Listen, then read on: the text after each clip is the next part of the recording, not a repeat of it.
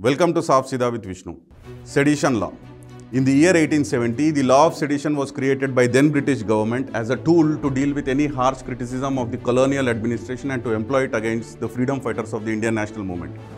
First person to be charged with sedition law was late Bal Gangadhar Tilak. Father of the nation Mahatma Gandhi was among its most famous victims. However, the statute was not dropped in independent India, and after over 7 decades of independence, we are now witnessing a surge in the cases of sedition. So much so that Honorable Supreme Court of India has kept all cases registered under sedition law in abeyance. No one is paid. People from all walks of life, the opposition leaders, students, farmers, journalists, authors, academicians have often been named in these cases. These sedition cases ranged from simply holding posters to social media posts to raising slogans and personal communications.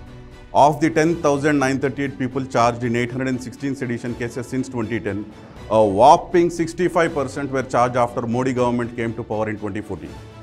Of the 405 Indians accused of sedition for criticizing politicians and governments in the last 1 decade, 95% were charged after 2014. Between 2010 and 2020, the BJP was in power in 4 of the 5 states with the highest number of sedition cases.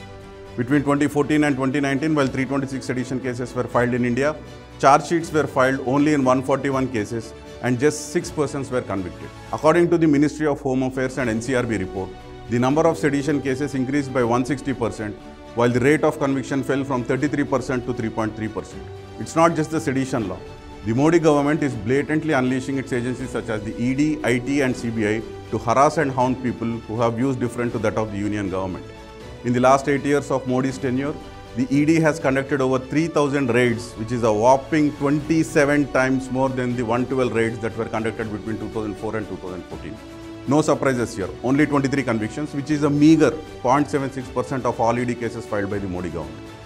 The rampant increase in the number of cases filed by the ED, the IT and the CBI since 2014 versus their low conviction rate tell us a very compelling story of how the Modi government is resorting to the brazen misuse of laws and constitutional bodies to destroy the very fabric of democracy.